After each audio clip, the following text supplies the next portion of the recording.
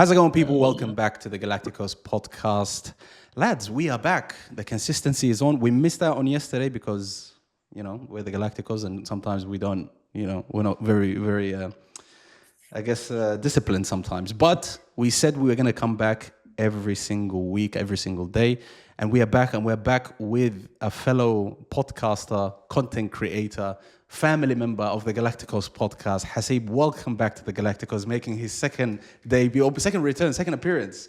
Welcome, Habibi. Thank you, brother. The audition went well in the first episode, so it's good to be back here, man. It's good to be back here. Some new faces, new setup as well. The recent content that's coming out, but yeah, I'm happy to join and contribute a lot more. Literally the most busiest content creator in all of Australia. The guy is dropping. I don't know if you guys follow what Hasib is doing, but I'm telling you, he's dropping like 3 videos a day, I think. Surely you're employing some people for this. You can't be doing this during your full-time job. Is your work seeing this, by the way? Bro, hopefully not. Hopefully not, bro, because if it goes there, then it's long. I've got a lot of mouths to feed, bro. Got a wife now, so I don't want to. I don't want to reach it to the corporate side. Yeah, no, fair enough. No, khair, inshallah. Let's get into it because we missed out on like big games that happened on yesterday, which was at the time of this recording. Was we're actually going to drop it today, so this was all Tuesday, but we'll start with those games and then we'll get into today's games. There were some big moments that happened, and let's get into it. The panel members, as usual, Abshir, Ravo, Abdullah. Let's get into this, lads. We'll start slow. Let's just take it nice and easy. We'll start with the Saudi Arabia versus Uruguay game, which me, Hassanin, and I think Abshir as well, we were thinking, okay, this is the time that Saudi Arabia is going to bring it, regardless of who they verse. I think we're expecting them to make it out of their group. However, the game ended 1-1 draw. We'll start with Hasib, who I know watched every single game of this World Cup. Let's start with yourself. What did you make of that game and Saudi Arabia's performance? Yeah, look, I mean, Saudi Arabia is one of those teams that would just, pop out of nowhere, man. Like, I mean, the previous World Cup, the 2-1 against Argentina, they blow us out of the water. So, like, I was expecting, similar things, and they held their own pretty well. Uruguay, in my opinion, since the Luis Suarez and the Cavani era, it's gone down a lot, man. And there's a lot of like tension building up between the coaches and the players. Bielsa doesn't fit really, or Shem very well with the players. And then you have, the likes of, Bentancur and Ugarte, like, their domestic seasons, they haven't done anything, you know what I mean? Like Bentancur fighting relegation, barely played all season with Tottenham. You got Ugarte for United, never starts for United. So you've got absolute, like, woeful midfield right there. You've got Valverde, which is the only sort of shining bright light. And then, come on, bro, they got Darwin Núñez up front. What a drop-off from Luis Suarez and Cavani. And, like, they had 27 shots, and they only managed to get a scrappy goal towards the end with Arujo. But Saudi's been good, man. Like you said, I'm not very familiar with the Saudi Pro League, but in terms of a unit, they're generally well. But at the end of the day, not one of the most exciting games out of the 4 that was there. But it's good to see the likes of Saudi Arabia do well. To be honest, yeah, there's a lot of draws in this World Cup, especially like just the start, like the first week right now, and that group. It seems like it's open, Abdullah. Like if you look at the group, you've got Uruguay, Saudi Arabia, Spain, and Cape Verde, and we're going to talk about them. But it looks like it's an open group, and anyone can really come out of this after what we've seen from the first round. It does. It looks like it's a very tight group, but not just that. It's more, for me, the countries that I know of and the countries that I'm familiar with, and we're going to get onto the other 2 here. I'm so surprised about how much they're taking the game to the opposition, irrespective of who the opposition is. I only watched the first half in full. The second half I didn't watch. I watched the first half, and Saudi had majority of possession. They were the ones dictating the game. They were the ones playing the football. And to me, that's so surprising that an Asian team or an Arab country is taking the game to a South American giant. Like the Uruguay on paper would intimidate a lot of teams. A lot of nations would be intimidated by Uruguay.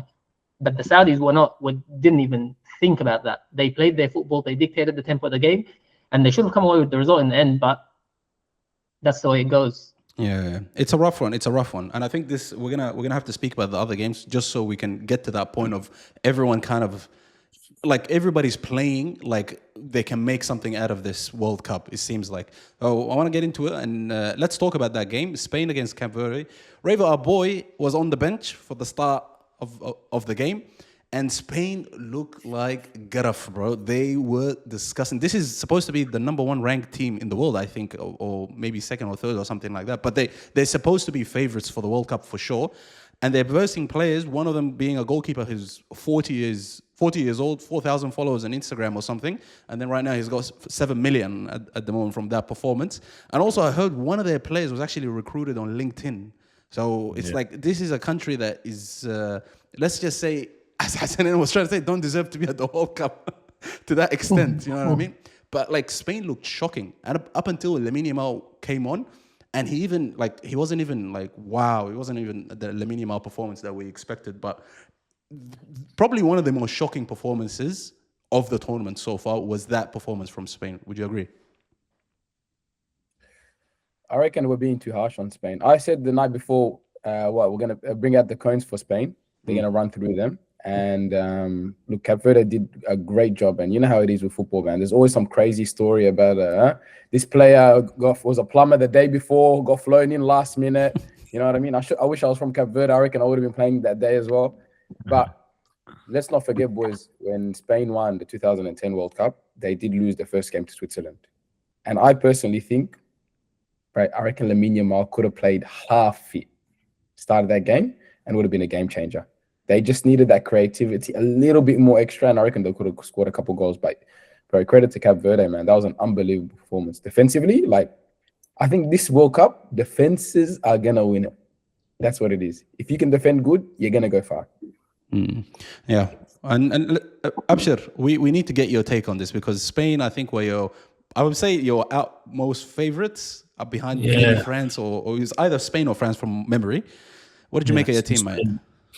You just got to contextually. I think Haiti's first World Cup game since 1950 or something. Who, Cape Verde?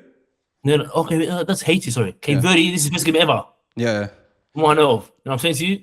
That like, they're going to put their heart and soul into it, and it's the same. It's a similar thing to what happened to the Turkey-Australia game, where the Spain came in. We're winning this. Relax. It's about how much, and it's about when we're going to score, not about if we're going to score. And Cape Verde just said, hey, mate, relax, respect. And I don't know if you remember this. A few years ago, was it 2 or 3 AFCONs ago? Cape Verde went to the semi-finals or quarterfinals. They're not some dud team. They have some decent players that play at some decent levels. But obviously, Spain should have belted them. I even said in the last video, I said 8-0. The goalkeeper. Yeah, I mean, it's going to be a draw. Yeah, but you know I said draw because no Real player. Wallah, shout out to him. The comment section even picked it up, bro. They were like, go. This stuff. Someone actually corrected me last time. He told me, don't say crystal ball. That's haram. So I can't say that. Yeah. But 2020 vision. Yeah, Hassan Afa has some weird takes, and they always hit, and it's always the most random angle. Yeah, and I know it pisses you off the most. It's going to be a draw with no Real players. What does that mean? Yeah. Funnily enough, there was one Real Madrid player, Cucurella. Yeah. Ended up joining them, but stinky. Yeah, bro. I think, as with all champions, there is a bit of a blip at the start. 2010 Spain and last World Cup Saudi Arabia and Argentina. Don't worry. Maybe. Make mistakes now than later. Lamine saying, "You guys start the party. I'll join in when it's it's jumping." It matters. No? I just hope. No, I don't think this does anything, Azam. I just hope the guy is not coming in. Spain's chances. I just hope he's not coming in like, he hasn't been playing games for quite some time now. I just hope, because he's got 2 games until like khalas, whether you make it or you don't make it, that's it, it's done. So you gotta like pick up right away. And I can't remember who they're playing next, but I think it should be Uruguay, I think. But it's not going to be easy, you know what I mean? Regardless. But Hasib, do you want to say anything about Spain before we move on? Yeah, I feel like we're being too easy on Spain, man. I mean, Revios mentioned 2010, they lost to Switzerland. Switzerland are a good team. We're talking about Cape Verde. On paper, player by player, I mean, even if you take away the result, it's a 0-0, okay. But you look at the performance. I mean, I made a video saying that Spain wouldn't do enough to be able to win this World Cup. And I think people are giving Spain too much credit. It's quite overrated. If you look at their team, I mean, they're heavily relying on Nico Williams and Lamine Yamal. The entire Euros was based on those two players. Lamine Yamal single-handedly alongside Nico Williams won them the Euros, in my opinion. You look at their front line. They had Gavi, Ferran Torres, and Oyarzabal. Now, you look at that performance. Ferran Torres couldn't score to save his life. That guy, by the way, I just have to say this. That guy is the worst striker in the history of striker. He's our version of Morata. Wallahi al-azim. He's now the one guy. Gyökeres. Anyway, you take him. You go to the knockout stages. Now, knockout stages, you need X factor players. Now, coming to this tournament, there was so many sort of Lamine Yamal wasn't 100%. Nico Williams wasn't 100%. We knew they were never going to start, and without them, they looked shadow of a team that they looked in Euros. That is huge, in my opinion, bro. They've never won a knockout game since 2010. Yeah, that's insane. They're the team with the most failed penalties. They've lost the most penalty shootouts in the history of the World Cup as well. So all these things are against them. And if you look at the midfield as well, Rodri, Pedri, Fabian Ruiz, apart from maybe Fabian Ruiz and Dani Olmo, you don't really see a goal-scoring midfielder there. And you can argue there might not even be goal-scoring midfielders. So it's like Unai Simon. He's got 3 goalkeepers, probably the best 3 goalkeepers in the entire tournament, and he's using the worst one out of the 3 that he's got. So that is also a factor. So it's like, I just feel like we're giving way too much, leeway for Spain. There's a lot of criticism to be had. I mean, 0-0 can happen, but I think it's the performance that really matters. And I think the performance wasn't up to par. Also, I think if you just compare them with the other nations, bro, look, we're going to get into it, but look at France, bro. Oh, disgusting up front, you know what I mean? Even Argentina, somewhat, like, you've got the best player of all time playing with you. We haven't even seen Portugal. We haven't seen England play it. So it's like, are they really? And from the ones that we've seen, even Norway is performing. You know what I mean? Sweden's performing. Like, there's other nations that are doing something in this tournament. For them to just not do shit.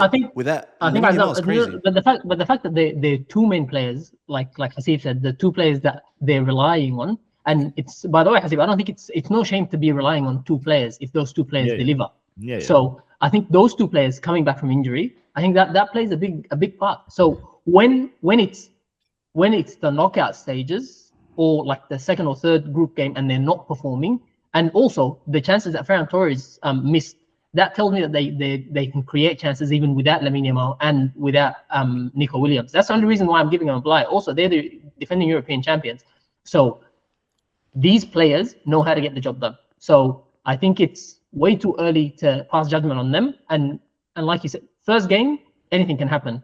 Cape Verde came in motivated, took a point away, perfectly fine. But I think it's still the credit that Lamine Yamal and Nico Williams have in the bank, I think tells us to just wait and see before we say I agree, they're going to do the job. They've got enough. They got enough in the bank, in the credit in the bank, to be able to go across. But looking at some of the other teams, and like you said earlier when we were discussing the previous game, a lot of these teams like Morocco, Norway, who else? The likes of Saudi Arabia, like these, they're sort of edging up to these massive European nations. Like you know what I mean? Like there's so many other results. Even Australia has. Australia's edging. There we go. Australia, the US, like to a certain extent, the US as well. And you got the likes of Iran and New Zealand. Like these teams they're well and true. If Cape Verde can get a draw, right? What could potentially Egypt or Morocco do like in the next knockout round against Spain? Like that in that sense. Like obviously nothing against Lamine Yamal or Nico Williams, but I feel like they just need a little bit more to sort of get across the line. But obviously only time will tell what's going to happen. I hope he just comes back on the shit that we saw him do at in the Champions League before he got injured. Hopefully. But let's move on quickly to the next group, Group G. You've got Belgium against Egypt, and we touched on Egypt just slightly, but this was quite a close game. Just from you would think that Belgium, like being first, I think Ravo mentioned on the pod as well, they were first ranked in 2018, and then even in 2022 they were still in the top 10. I think even now they're still in the top 10. You know what I mean? And they still got some decent players. Even Lukaku coming off the bench didn't score, by the way. I don't know if he got that's not his goal. We're not giving it to him, but he's still making an impact off the bench. But Egypt much better than 2022. Than the 20. I think was it when was it when Salah made his first World Cup debut? Was it 2018 or 2020? 2018. 2018. Much better than that team, and they look like they have a lot more. Not just that, as much better than AFCON. The football they were playing in AFCON was stinky. Did they change coaches? I don't think so. Because I don't think so. 10. Yeah, he's just freestyling a lot more, and I think the team looks so much freer. And that's another one of those teams where I'm saying they are disrespecting European teams by being like, you know what, we're coming, we're gonna play our football. You keep up with us. It's the same thing that Morocco did with Brazil. Yeah. It's and I love it. By the way, that's the player that I was asking you about, Abdullah. Imam Ashur or whatever his name is. No, you're talking the other one. The Kareem one. No, I was Abdul Karim is a striker. The one that came off the bench. I was asking you about him. Do you know the guy with the blonde? Have you seen him play before? No. And I was like, I saw him play in one of Egypt's, I think, qualifications or something, and he's a gun, bro. He's such a gun, bro. Yeah, he was on fire. He might get a big move after this. He's at Al Ahly. Yeah, there's a story about him. He went to Europe. When he arrived, I think the coach got sacked, got injured. He's like, no, send him back right now. he went to Egypt to do recovery. He said, I'm not coming back to Denmark. Good man. What a man. Yeah, even one of the other players I think plays in not Zamalek. What's the one of the other big called Electricity something or whatever. You know how the Egyptian teams they name their teams after companies. There is one that's called Electricity something. But yeah, bro, solid game. 1-1 draw. I think Egypt can definitely get something out of this. Anyone, by the way, want to say something about this game, because the next one I wanted to cover quickly before moving on to today's game. But do you guys want to say anything about Egypt versus Belgium? Anything that stood out? They should have won. Egypt.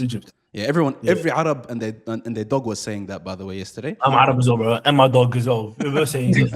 I'm telling you, they had, and not just that, Abshir, they had the right balance of playing attacking football and then the grit and determination of being so well organized defensively. I was loving it. That Lukaku goal, oh my god, that was so painful to take. Yeah, it's such an ugly goal as well. Egypt always got it defensively, bro. They always lock it up. Australia version, bro.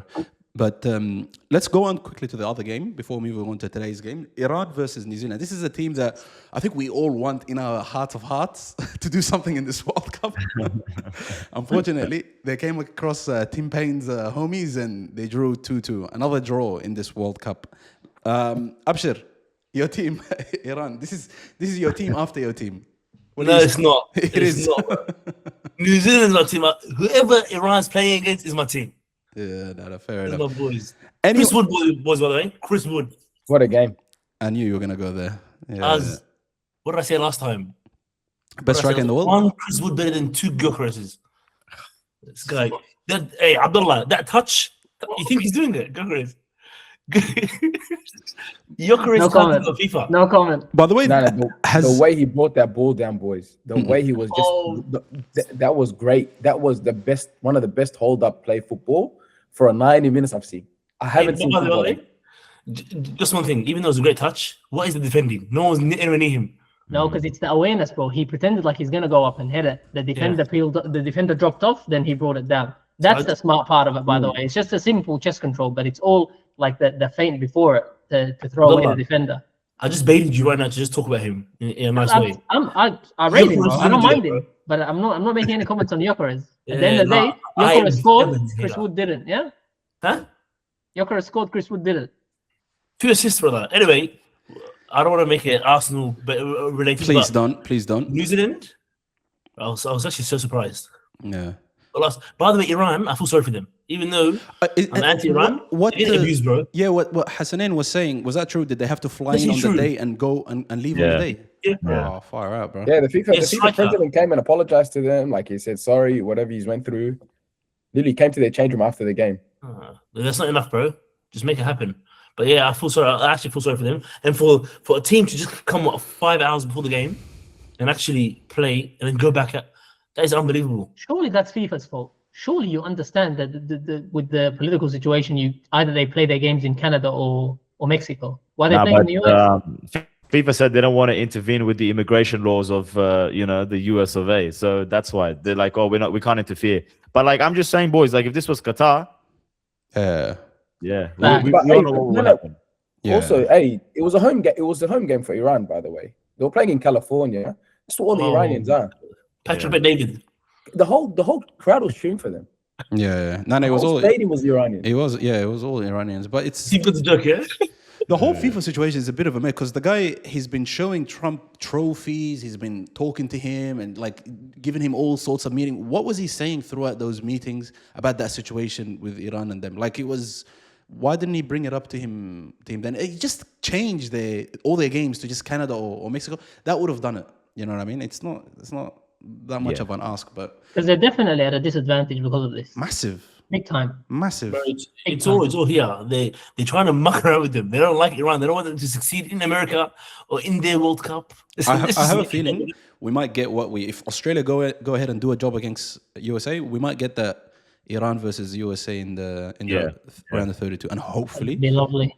We need that. You need to watch along for that. Watch along. Yeah, no. Asmani, I don't want to get arrested. I'm not doing a watch along. We're not politicians, actually.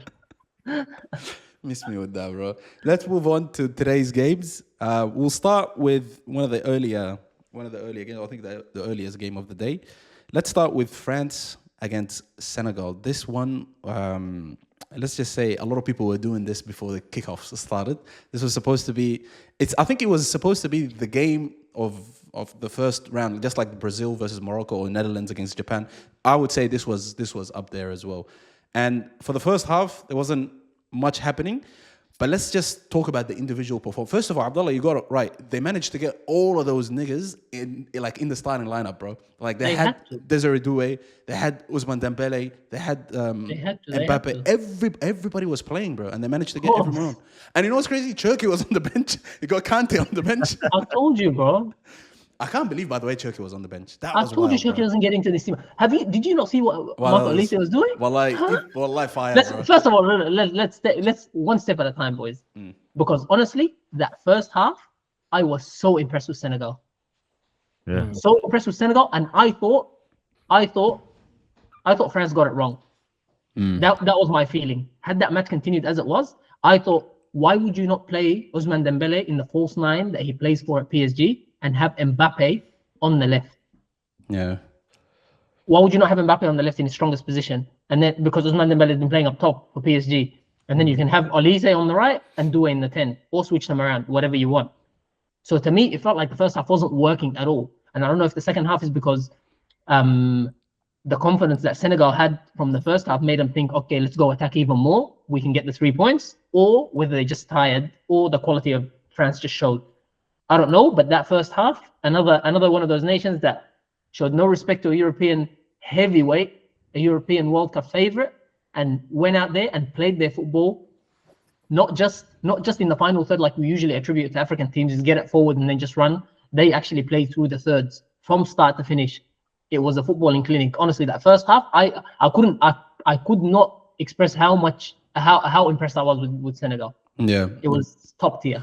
I'll say, let's get Hasib in there because I wanted to speak about Marco Olise, and I think credit to the manager who pretty much, I think, got him to be a bit more central throughout the game and get involved a bit more. But it completely changed, bro. It completely changed, and he became different to the first half. Sure, like I think he was a massive difference maker, and I think this is a player that it doesn't phase him like where he's playing, like, you know, whether that be for Bayern Munich, whether that be for France, whether that be like a World Cup final, whether that be a Champions League final, he plays his absolute game. An absolute phenomenal player, man. Even like the assist, you could talk about the assist. He split 5 man, bro. He split 5 man to get that ball to Mbappe. And for the story, for your pause, yeah, sorry.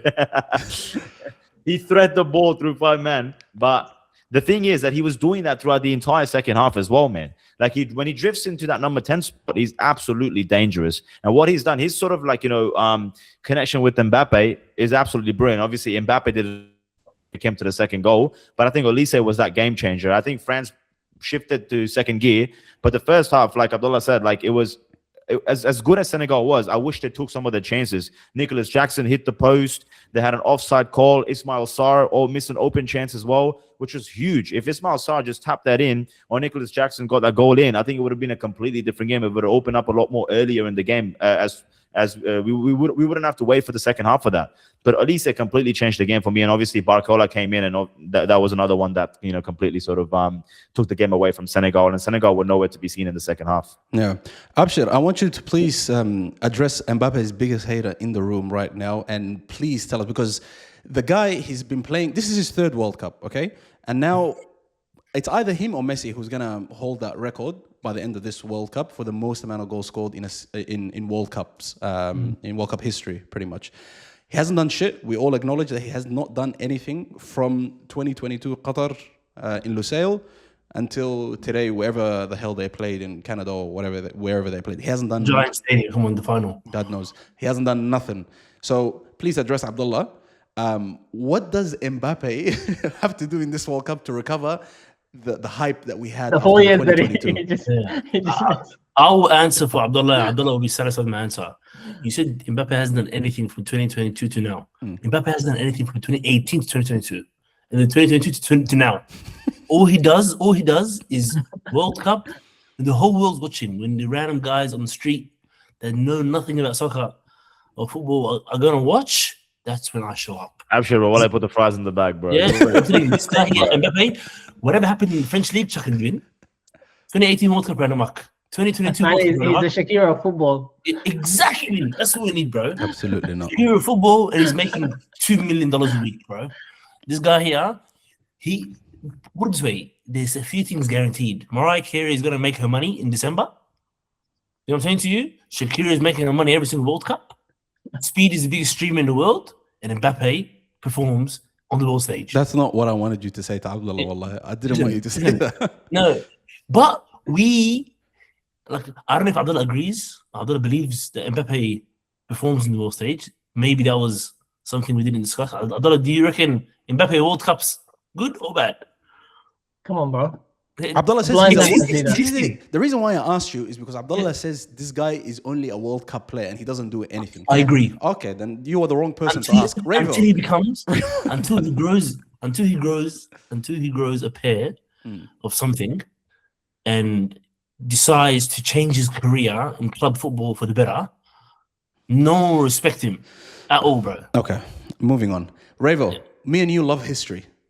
Looking back after all, when it's all said and done, what's going to be said about Mbappe? Are we going to say, oh, he just appeared for 4 weeks every 4 years? Or we're going to look at him and be like, he did deliver in club football as well. He's won multiple titles. He's going to break all sorts of records in the Champions League as well. And he's going to perform every year, every World Cup, whenever it's hosted. So this is a fact. But can you give us something about, because this is, boys, we're not talking about any random player. This is a guy who's playing in his third World Cup and about to break the record. You know what I mean? He hasn't played 5 World Cups. He hasn't done it like that. And every World Cup we know he's gonna come. You know what I mean?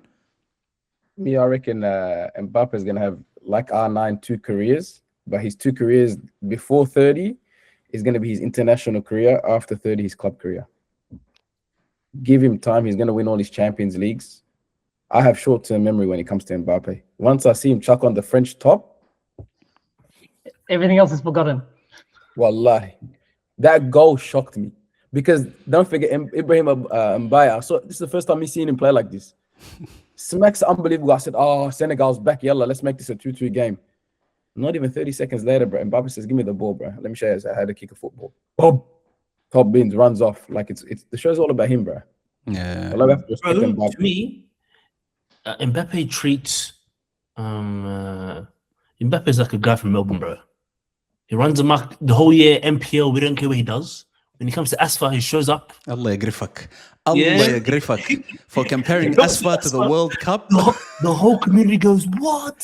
For context, Hasib, Asfa is a Somali tournament, a local Somali tournament. I got it, bro. Yeah, got it. At the end of the year, all the laymen, all the guys that work 9 to 5 jobs in December. Allah la'ib, wallahi la'ib, wallahi. That's what it is, yeah? We know. Mbappe, what a freak. Oh my God. You ask him where he played this year. They don't know, bro. They don't know anything about. Yeah, I mean, the guy was playing Stay 3. He was playing Stay 3. He was playing Stay 3 the whole year. You are a mess, wallah.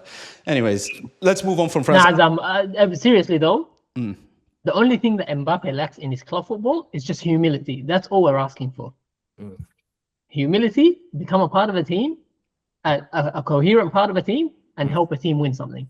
That's all it is. Nobody's questioning his abilities. Nobody's questioning his abilities. You're too harsh. No, what do you mean, bro? It's the truth. Abdullah, He left. He's the most toxic footballer in the world, bro. This is He the left stuff PSG. we They hear. want to No, this is the stuff we hear. We don't actually see him. He doesn't come out to press conferences and go, "This player is trash. I run the club. This is this." This is all behind the scenes. But this is all Chinese. I think I have a personal agenda, bro. I don't know why. I don't. Genuinely, I don't. Bro, Nah, Abdullah, listen. be honest, Abdullah. You hate Mbappe. You don't want him to win a World Cup, a Champions League. You don't want him to do nothing. No, bro. Wallahi, I don't. I don't have any. Abdullah, you've been Why on the would pod. I? Why would I? You've been on the pod saying this. You don't want him to win a Champions League ever. He's not my favorite player. He's not my favorite player. You say he If- runs if away from France- responsibility, Abdullah. That's what you say. Yeah, he choked a couple of times when it was on a plate. So for me, he's not that guy. He's not like that for France. And I've always maintained this. International football is not the highest level of football. The pressures might be higher, but the quality is a lot less. Let's be honest, it's a lot less. So somebody with freak of nature, physical abilities like Mbappe, of course he's gonna thrive. Abdullah, we've got Senegalese teams, Ghanaian teams. We've got freaks of natures that haven't done shit. Azam, but not with the technical ability that Mbappe has. Well, then Nobody's questioning. I'm not questioning his abilities. Credit his technical ability. Then don't Can just I say add to one thing that. to it as well? Can I add one thing? No mushkila. Mbappe- Let's move past it, bro. I don't want to talk about him. No, just one more thing. Talk about Mbappe. I'm seconding Abdullah's point about the humility. Mbappe, if you are find a quote in the last 5 years of him talking about defending. He never talks about it. This World Cup, he knows he's a World Cup player. You know what he said? If I score 0 goals and we win every game, I'm happy. We have to all work together and defend. He will never do that for his club because he's a dictator over there in France. This is so negative. There's other boys around. This is just horrible. I'm coming on today. Wallahi Azim, you see that goat behind you? I wanted to speak about big plays. Like wallahi, today I wanted you guys to speak about Haaland, Mbappe, and Messi as like great players. Not shit on them and then leave. Man, he is No, great. you're the one that took this conversation this way, by the way. No, I was telling him to tell you, and then he took it that way. Mbappe, Azam, I agree with you on the fact that Mbappe is going to be one of the greatest World Cup players of all time. Is he going to be one of the greatest players of all time? Yes. That's yet to see. No. Now, what Ravo's saying about his post 30 career, I'm buying into that a little bit more. I like that idea. That idea makes sense in my head because you can only try your way for so long. If he's got any intelligence about him, he's going to realize by the time he gets closer to 30, he's going to be like, okay, the way I've been doing things, the way I've been behaving doesn't work. So let me change things up. And then hopefully things turn for him because his ability deserves a prolific club career as well as a prolific international career. That's what I think. Fair enough. Hasib, just tie it up for us like this before we move on. Now, for me, it's hard to move on, bro, because the Mbappe hate, in my opinion, is so forced by Abdullah, bro. I don't know what's going on between him and Mbappe in the Instagram DMs, bro. Because I don't know what he said. Maybe he swore at him. I don't know what's going on.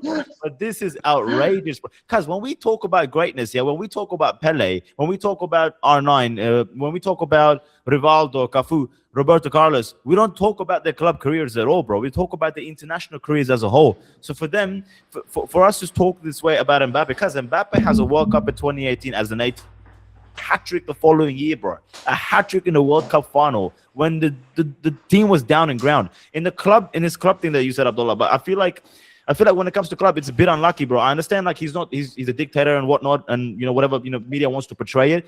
But I think PSG also had Neymar and Messi, bro.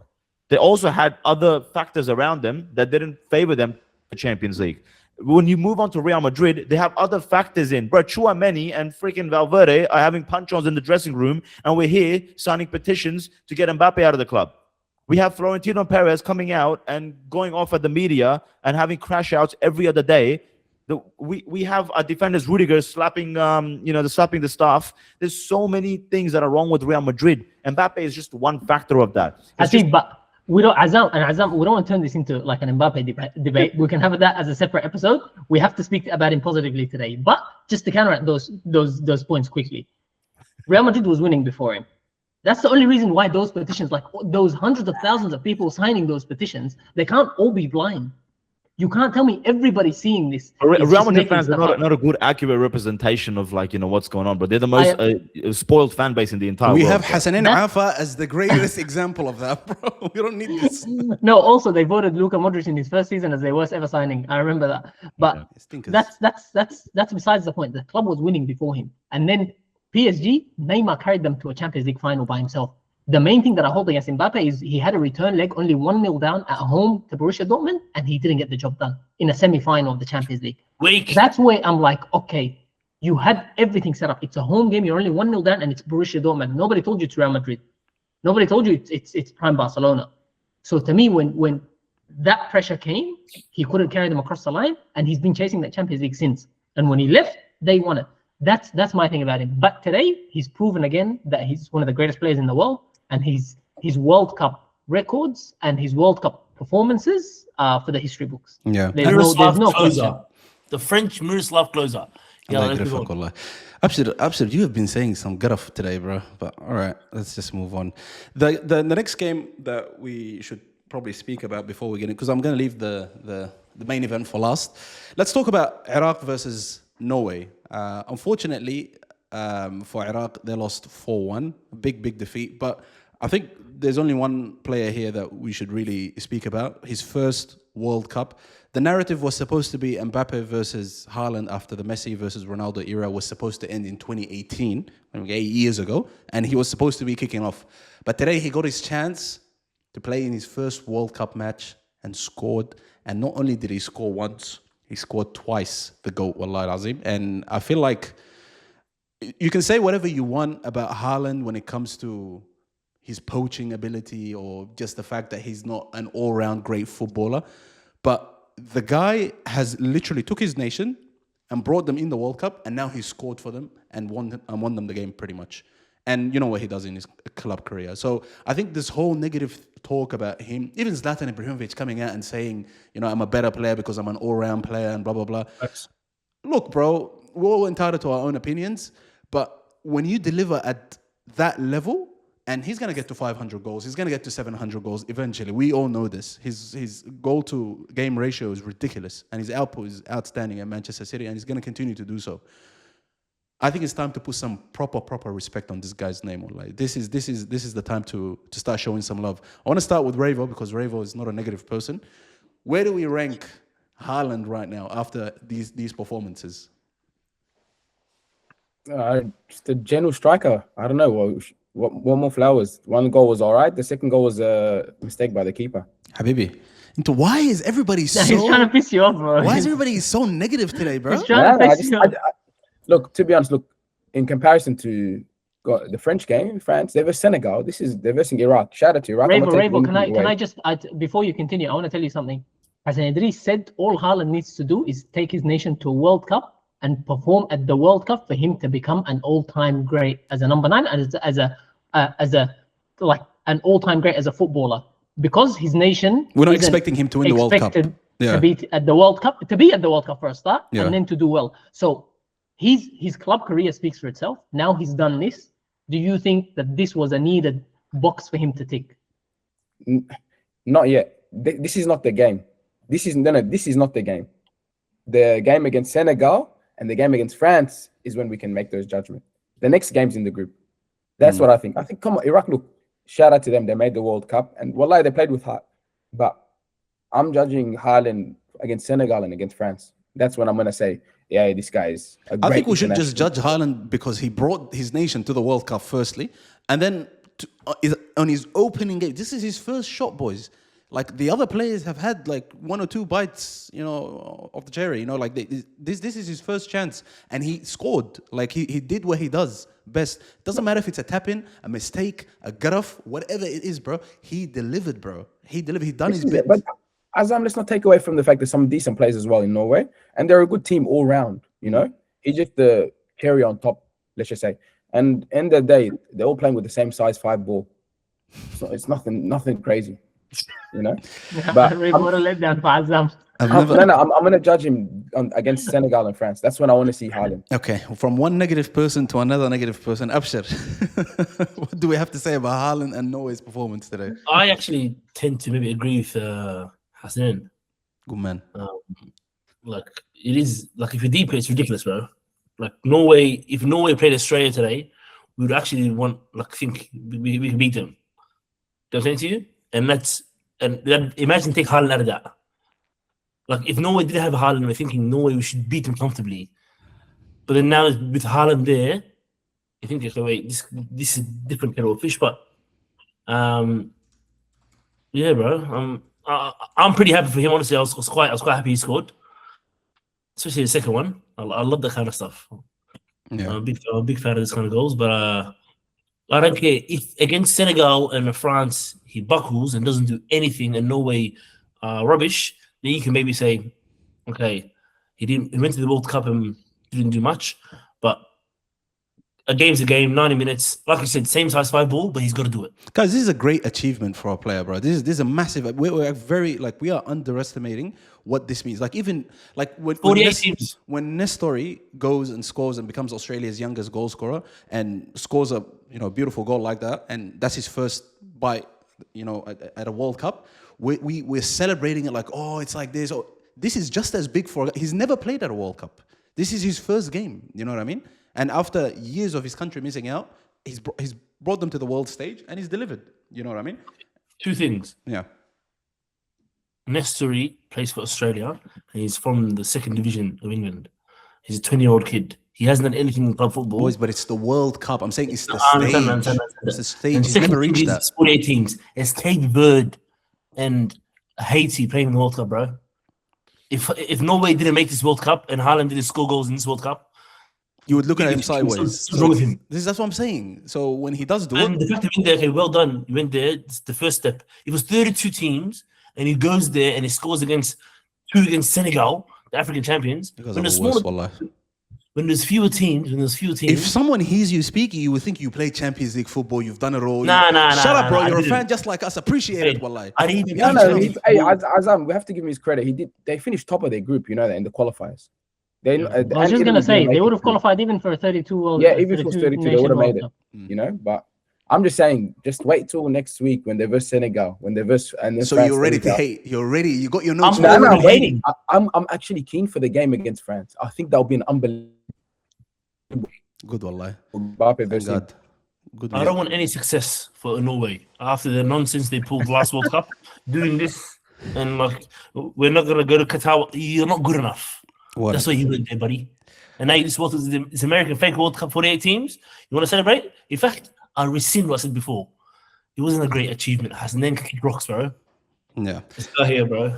Let the champions of Africa and the Let's champions hear of from the world. Hasib Dagiga. Some positivity, Azam. Wallahi, but yeah, I wanted to ask him for some positivity, but Hasib, we're asking too much of you. You're gonna have to come in and do what you do best, wallahi. That's all right, bro. But there's way too much negativity, bro. Because I don't know what's going on today, but I did not expect that. But for Erling Haaland, boys, like, let's be honest, yeah. Revers, he topped the qualifiers, yeah. He was a top goal scorer over there as well, yeah. Are we like when it comes to Erling Haaland? I always feel like we're doing the same mistake that we did with Neymar, Messi, Ronaldo. Now, hear me out, yeah. I'm not saying he's as good as these people technically or as good as these players. But when we were at their era, yeah, when we were watching Ronaldo, Messi week in, week out, bagging in hat tricks, going, band for band, we saw Neymar doing magical things, Eden Hazard. Bro, like we got so used to it that we thought that it was normal to see these things on a football pitch, week in, week out, yeah? And we got so numb to it that now in the modern era, a 20-goal season it's a phenomenal season from a player. 20 goals was what Messi and Ronaldo were scoring in the first half of the season, right? Now we look at Erling Haaland. I know this has been done before, but you have to be able to appreciate, at some point, you got to be able to come in and appreciate the output of goals this man is producing, bro. For club and country. Now, yeah, Norway is a decent team, but Norway is not the team that you would say that, oh, if he performs well against France or Spain or Portugal, then we would judge him.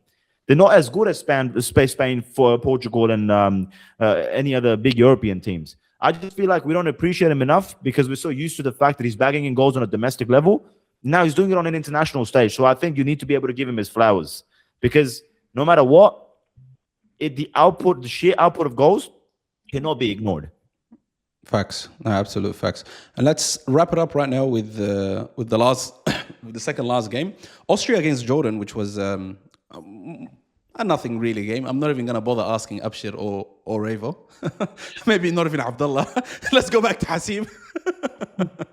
I don't want to talk to any of you guys anymore. Next episode Well is just done, you well and done, Hasib. Jordan. Well done, Jordan. Next episode is gonna be me and Hasib only. Wallah. Nobody else. And maybe Sabir. At least they can give me some positivity. But no, Jordan, like, I guess they lost, but they didn't look like they didn't look like they're tourists or whatever. Like they tried to do something. And also, on Austria again, like nothing too crazy, but I think it's just gonna be another one of those games that we're just gonna just appreciate and then just move on from. Because I think, if we're being honest, the shocking thing was what happened on the other side. Algeria, who we thought were gonna do something, like come out and do something, didn't do something. And we don't know how they're gonna be against Austria or Jordan. But does anyone want to say anything about just the group and how it's gonna end up? Because Argentina, we're gonna get to them, but who's gonna finish second? Because now I'm a bit confused. Because I genuinely thought Algeria was still we're gonna go through with Argentina. Maybe even if they lose to Argentina, they weren't gonna lose by a big margin or look like they were completely outplayed, which they did. I think that the Jordan game, by the way, I watched that while I was working. Don't tell anyone. But Jordan, I think that scoreline didn't reflect the game. Jordan were actually in that game. They were attacking. They defended well. A couple of mistakes from the keeper. The keeper, I don't know who this guy is, but he's too main character in a way. But yeah, Austria just had the players. Anacevic is solid up front. You know what I mean? Just bullied his way through, and that's what happened in the end. I think Jordan look all right, and I reckon they can beat Algeria as well. Yeah. It's going to be rough, bro. Who was it here that was saying Algeria is going to bring? Was it Hassan and Afa? Or was it you? Hassan is anti-Argentina, don't forget. No, Algeria. Who said Algeria? Hassan is anti-Argentina. Yeah. That's why he said Algeria is going to give him a draw or beat them. I swear he was going crazy. No, he's anti-Algeria and pro-Arab and North Africa. Yeah. He did say something else. But let's move on. If Hassan had like a Twitter account, he'd have like 58 hashtags in his bio. Like the things he stands for. He's anti this, he's anti that, he's pro this, he's pro that. I still think Algeria will go through either. I still think Algeria will go through second. I don't know. After that performance, I think Austria might be going through. But let's see. Let's get into the main event of the evening. Lads, the greatest player of all time, and I said this on the last episode, and I said this on the group before the game kicked off. I told you boys, this man is the greatest player in the world currently. And wallahi, let's actually address what some people said. In 2018 World Cup, I remember some conversations were being had about Messi. Khalas, that was it. That was his last chance. It's now the new generation. Mbappe, even Haaland, I think at that point wasn't even like that. But like they were saying, Khalas, he's past it. Might be Neymar who might get a World Cup in 2022. But after the 2022 World Cup, I remember Hassanin Idris himself said this. He said Messi wasn't just walking around. Next one, he's going to be crawling. We are done with this nigga. It's game over. But what did Messi do? He went and won a Copa America. And now he came on and performed. Wallahi, boys, this is the thing. The guy doesn't do anything throughout the whole game. He just gets the ball. He's so technical. He's so good. He can just switch it on at any point and just score and make a magical pass or create some chance or do something. The greatest player of all time. And does anyone want to argue with me? The greatest player in the world at the moment. Don't let Hasib talk. Mute him right now. So Mute this guy right now. All right, you've got the GOAT behind you, so we'll start with you. This guy, bro. I'm telling you, I said last episode, we always think Messi's some little miskin guy that doesn't do any foreseeing. They're saying this guy planned 2022, I want to win another one. I'm going to go to America, a few years, get used to the climate, get used to the place. This is their mid-season, by the way. They play from like March until December. This guy here said, I'm going to go there, watch. Save these legs, save these kilometers. You know when I'm telling you, this guy, the GOAT right here for a reason, bro. Can you see his goat here? This goat is not a young goat. It's not a young goat. It's looking over the horizon. Wallahi, stop, bro. Yeah, he's looking It's a over wise everything. goat. It's a wise goat. Yeah, it's saying, ooh, look at its horns, bro. Long and old. Are you talking about Messi or the still okay, hello? The goat right here? This actual physical goat. This look, I'm telling you, bro. This. By the way, I just remembered again. Like I just was reliving the game right now. Algeria, if there was no Messi, would have been actually relatively equal. Yeah. Honestly, from just remembering it, there were a few times where I was like, bro, the only difference here I can see is Messi. Algeria, like Abdullah said earlier before, with most teams this World Cup, they're saying, I don't care about your team. I'm just going to go ahead, which might have been a bad decision because the amount of space they afforded this guy. But I started laughing. I actually put in the boys' group chat. I said, boys, this guy's too good. What is this? He could have scored 5 today. Yeah. Technically speaking, he should have got red carded early on. But I don't know if you guys saw it. Yes, we did see it. Miss me with that. Anyways. Yeah. But the powers that be don't want to make this guy miss 2 group games or 1 group game. We don't want that. But There you go. Hassan was right then. yeah, How was that big? the powers that be, bro. Don't worry. The powers that be as well. Wallah, if you find some sort of negativity up to say about this, No, I'm you not. are on another I level, do. bro.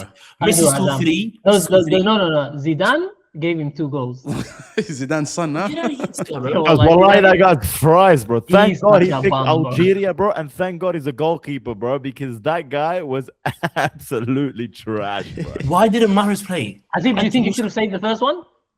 Yeah, bro, he should No, have. trust me, he should have. Same. Yeah, Same. he should have Just saved say that first one. I agree as He Just should well. have say saved be the first quiet. one, and he should have saved Can I the mute this guy? second Can I one. mute this guy? I can Wait, mute him, the tap in, like the Yeah, not the tapping, the shot before the tapping. okay, yeah. Bro, Come on, like, man. because I still believe this is a very meaty Argentina team, in my opinion. It's a Very, very meaty one, bro. very, Like, yeah. I feel like if you take Messi out, because I cannot believe it's 2026, we're still talking about Lionel Messi bagging a hat-trick at the World Cup, bro. Because what else is left, bro? I'm tired of this guy, bro. Because he's already had it, bro. Like, what else do you want, cuz? You've got 2 Copa Americas. You've got a World Cup, man, in Qatar. You've got everything.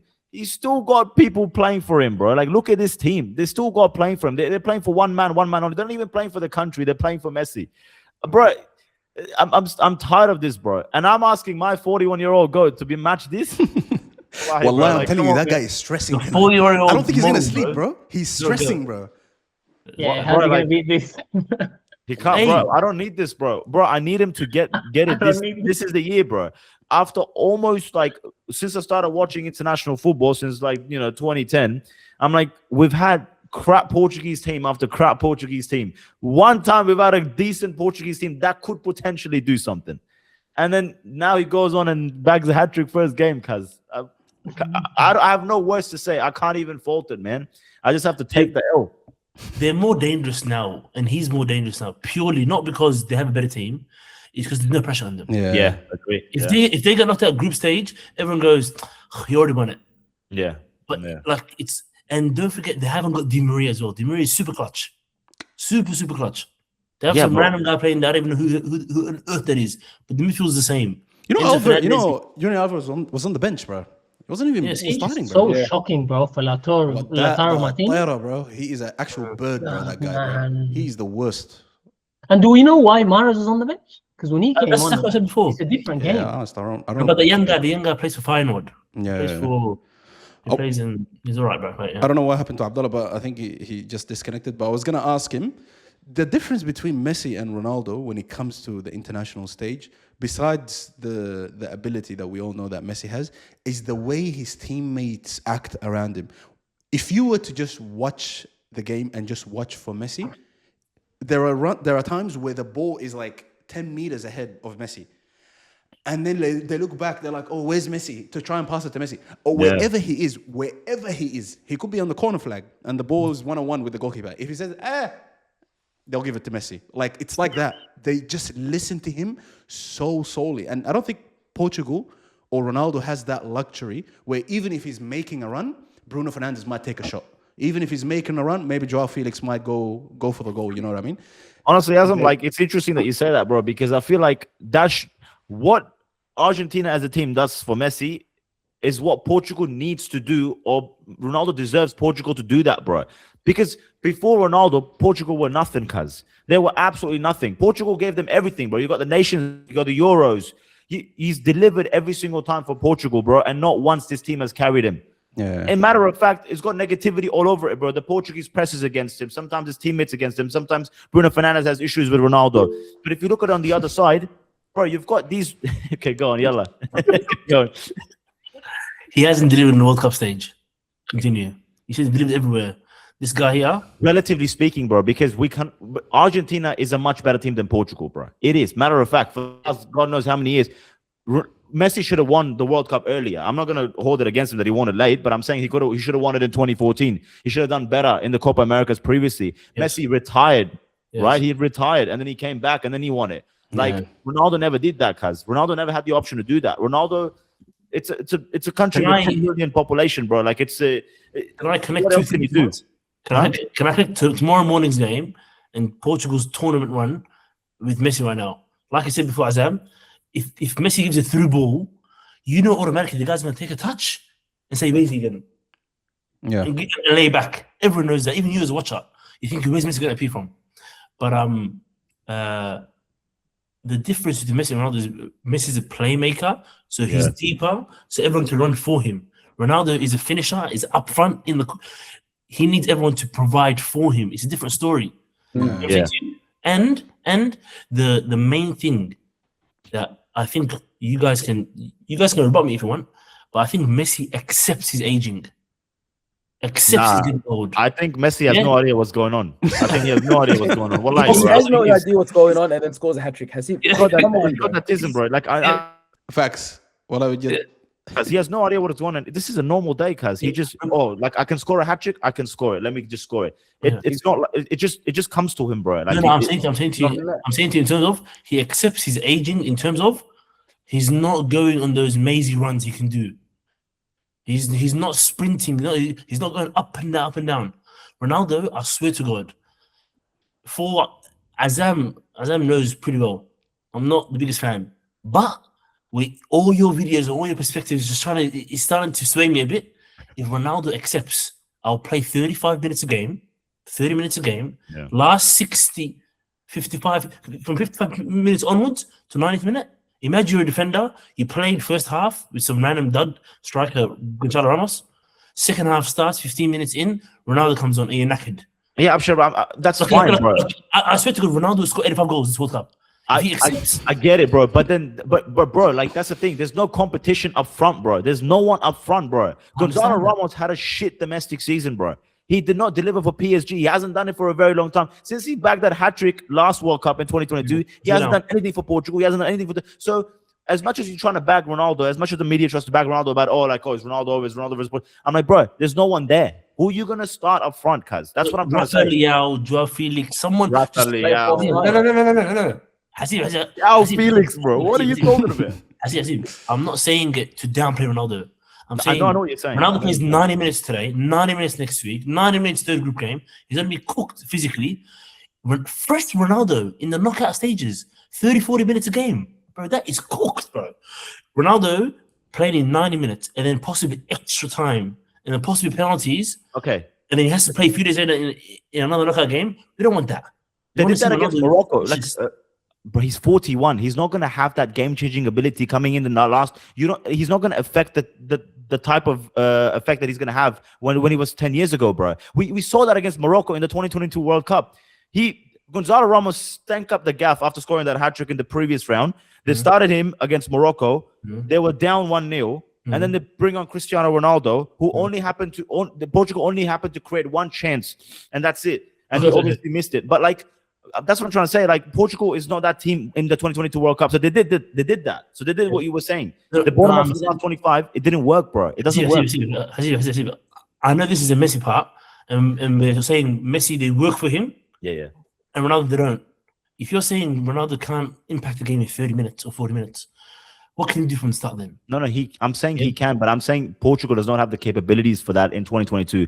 But you are right. You are right. If he accepts his role, comes on for the last 25 to 30 minutes and properly impacts the game. But my only counter argument is the people that are with him or like competing for that spot, they haven't done enough to warrant to start a game. That's what I'm saying. Now, Ronaldo, boys, look, this is slander of Ronaldo. I'm Team Messi, but Ronaldo should start.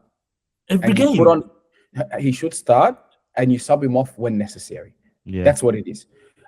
The difference between Portugal and Argentina is Messi has a free flow, as you said, Abshir.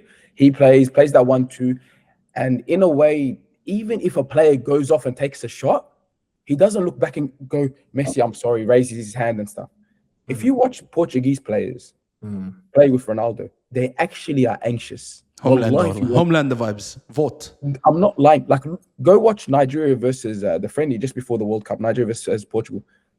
The lot was literally shake. He's looking up and down. He just keeps looking for Ronaldo. If these players get rid of that and play their style, and if the ball does go to Ronaldo, it goes to Ronaldo, they go far. The problem is these players are literally shaking trying to go to Ronaldo.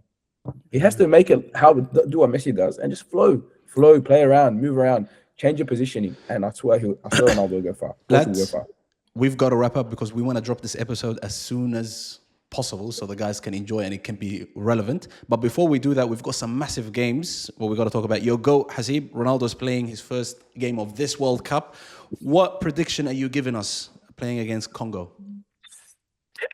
I can smell 4 goals, bro. I don't know why, but I just smell for Ronaldo it, or for Portugal?